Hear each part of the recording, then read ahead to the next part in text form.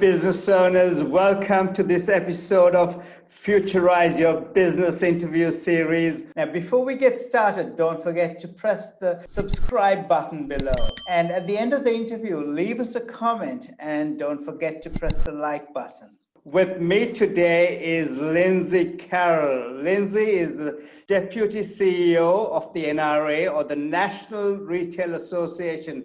Lindsay, big welcome. Hi Dinesh, thanks for having me. It's fabulous having you, Lindsay. Tell us a bit about yourself and the NRA. Yeah, no problem. So for those of you watching who aren't familiar with the National Retail Association, we're one of Australia's oldest and largest peak representative organisations for the retail industry. So we have thousands of members across all sectors of retail and quick service or fast food, from your mum and dad newsagents or pizza shops right through to some of Australia's most well-known brands. I'm the Deputy CEO, as Dinesh said. My day job is as our legal director, so I look after our team of lawyers here at the NRA, and at the moment I'm masquerading as the acting CEO because Dominique Lamb, our CEO, just had her second baby. Fantastic. Now that is great news. You know, some things are a lot more important than others, and big congratulations to Dominique. It must be such exciting times for their family. Lindsay, as the Deputy CEO of the NRA, what advice do you have retailers in these times of this pandemic? Yeah, I think the pandemic has shown how resilient retail is. Of course, there are still some parts of our industry in some parts of the country who are under such enormous pressures, what with the lockdowns and things that have been happening in various states and territories across the country. But really, so we've seen the resilience of retail, but ultimately I think what retailers can do to maximise their opportunity once lockdowns, etc., lift is to create a great experience for their customers and do what they do best to try to find their way out of what has been an awful 2020. That's so true, Lindsay. You know, it is about us all making sure our customers have the best experience when they deal with us, isn't it? And now, one of the questions I really want to ask is, even before the pandemic, not just any retailer, the large ones as well, but really small and medium-sized businesses, retailers, struggle with this issue of digital disruption. Some of them not just struggling, but being forced to close down as well. What advice do you have for these retailers to meet this challenge? Well, the pandemic has definitely accelerated some small businesses, or retailers rather, their digital transformation. And when we talk about digital transformations, we're talking about any steps that retailers can take to improve their digital services or their presence online. E-commerce will definitely play a critical role in how some retail businesses recover and their continued success in a post-pandemic world. Of course, we know customers don't shop 9 to 5 anymore. They shop 24/7 and from the comfort of their phones or iPads or tablets. And technology obviously is critical to ongoing success for small to medium retailers in particular moving forward. Absolutely. You know, this point of digital transformation you made is so vital for businesses. Now, despite tremendous competitive advantages businesses have had through this digital transformation you spoke about, yet so many retailers, are slow in transitioning their businesses from their traditional business models to digitally successful businesses. What do you think the reasons are for this? I think there are absolutely some retailers out there that are trailblazers when it comes to technology and creating an amazing digital experience for their customers. But we have to remember that the vast majority of the retail industry is made up of small and medium-sized businesses. So we're talking about mum and dad businesses. We're talking about people who are passionate about retail and about selling and the products that they sell, and people who probably spend a lot of time working in their business and not as much time as they'd like working. That is so true. Yeah. So there are other factors at play, I think. think technology evolves at such a rapid pace, and small business owners in particular have an avalanche of information coming at them all the time, not just in relation to marketing or e-commerce or any digital sort of transformations, but in relation to everything. So I mentioned earlier, I'm the legal director here. We give our members advice on HR and people issues, and there's constantly changing laws and things like that small business owners have to get across, and the list is never ending. So for many small business owners, when it comes to their digital presence or technology, they just might simply not know where to start, and that's part of the reason why transformations are sometimes slow. They might also have inexperience in knowing what's going to work best for their business, or they might be reluctant to adopt new technology or to invest in experts in their business to help them. And then some just might simply not have the level of sophistication to know that a transformation is required. They might have a casual doing their Facebook page a couple of hours a week and think that that's enough. So I think there's a few reasons why sometimes transformation is slow. Thank you. And very well said there, Lindsay. The Prime Minister said when he introduced the JobKeeper program that every business must rethink their business model. Now, I know for a fact before the pandemic, our national economy was growing the GDP was growing at 2.25%. Now we know it's going to be declining. And next year, we're hoping it'll grow, or the government is hoping it'll grow by 4.5%, but the IMF have said it's growing, it probably will grow by 2.8%. Having said that, at the beginning of the year, while our economy was growing only at 2.2%, global e-commerce and businesses that have transitioned to digital were growing at a minimum of 18%. As you said, because of this pandemic, people have had to now buy more online. They're not only shopping between 9 and 5 anymore, they're shopping at all hours. And this 18% has to go up way higher. So, I totally agree. Absolutely. It probably will end up around 30%. So businesses, as you said, must find ways to make that shift. And it was only last week or a little over a week ago, the Prime Minister again announced that $800 million program, stressing that businesses must transition to digital. Now, I know a lot of that money is going into existing programs, some of them not even, I think, money well spent. Yet the message is that businesses must go digital. Now, I know for a fact there's an initiative between the NRA and netStripes to help small and medium enterprises to move and transition to digital. And how do you see this initiative as important to your members? That's a great question. And yeah, the $800 million announcement, it's a huge number, but it's not an $800 million investment in helping small to medium businesses necessarily adopt the skills necessary to digitally transform. Yes. As you said, it's money going into lots of different existing projects. One of those projects is the Small Business Advisory Service, the Digital Champions package. That the NRA is the digital champion for small business, or one of the digital champions for small business. And the further investment in that program means that we can work together to assist our members with getting the skills that they need to accelerate growth in their business, or to bring in experts to help them with transformations and getting to the next level when it comes to these sorts of things. Fantastic. Thank you for that, Lindsay. Dinesh, I should mention actually, just while I think of it, is we also saw another big announcement around NBN. So of course, for people listening, they should be thinking about how, contacting their provider and thinking about what plan they're on, and getting across what's happening from an NBN perspective as well, because I think that was a pretty big announcement, sort of relevant to the government's investment in terms of what they're doing on digital skills, but hopefully it will complement what happens there. Yes, certainly. And it will not only help businesses. But as the digital infrastructure grows, it helps the consumers to consume online as well. So the need for businesses to transition, as you said, is heightened because of the NBN and what's happening around the country, isn't it? Definitely, definitely. Lindsay, another question I had for you was, we have seen amazing examples during the pandemic, even during the pandemic, where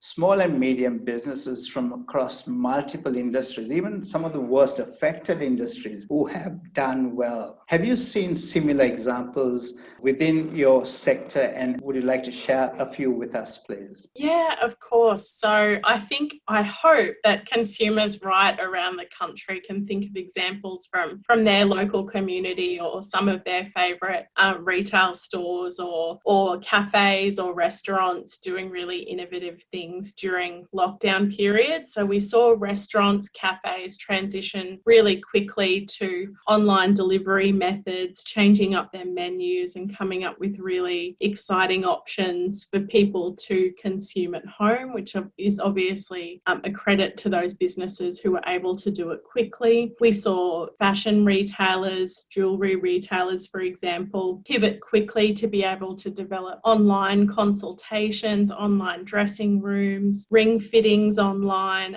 to keep the shopping experience engaging while people were shopping from home. Yesterday, we celebrated our National Retail Awards, and we have an innovation champion announced as part of those awards, and that was a business called Aqua Gardening. They were the brand transformation champion, and they actually found that one of the main reasons that people came into their business was because they loved chatting with the team members or the people that worked in that business. So they decided to remove their retail layout and focus on click and collect, implemented a new warehouse management system with respect to stock control, and still gave people an awesome experience when they came in because their staff was so fantastic.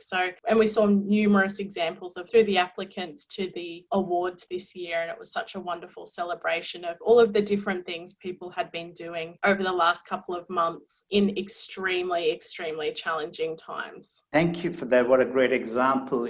That's the thing. Businesses are so resilient, and especially in these challenging times, they all rise. And while there are difficult situations, all of us have to meet that human spirit, and the Aussie spirit we see across the country is something that we all have to treasure, isn't it? Absolutely. And I think people maybe missed the human connection aspect for a couple of months while we were, or in some cases still are, confined to their homes. So it's so wonderful that retail can provide that experience for people and that connection. Absolutely, Lindsay. Well said, really well said. Look, this partnership between the NRA and netStripes is about helping small and medium-sized businesses to transition from their traditional business models to digitally successful businesses. And what this program provides retailers that we help them with to acquire the right knowledge, as Lindsay mentioned earlier, to get the strategies they need to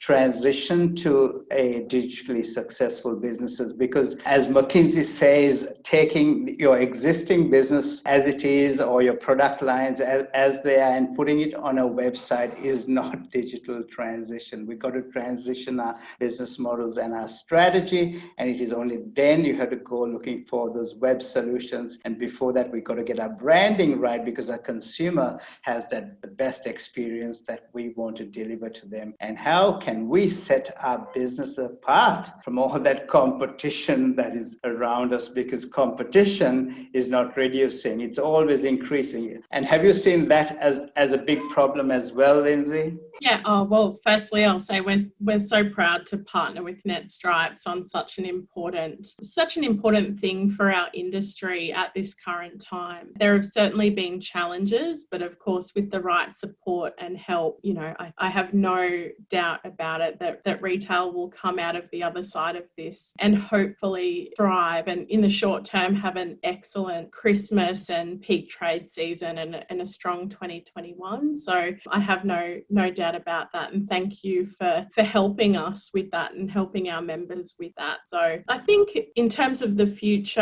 and it's not just government policies, but through people's behaviours, while certain restrictions existed on people's movement and things like that, local small retail was such a focus of the community. People were in their communities much more. And I think it showed the general public and it showed the Australian consumer how vital small to medium businesses are. And I think that there is that appreciation, and hopefully that appreciation stays, and that sense of community and how retail connects to community exists for a long time moving forward. Absolutely. And thank you, because it is so important, because small businesses, small retailers are such an important part of our communities, and we have to support them as much as we can. And I think I admire all the organizations, the local governments who've come up with these shop local programs, and let's all support them.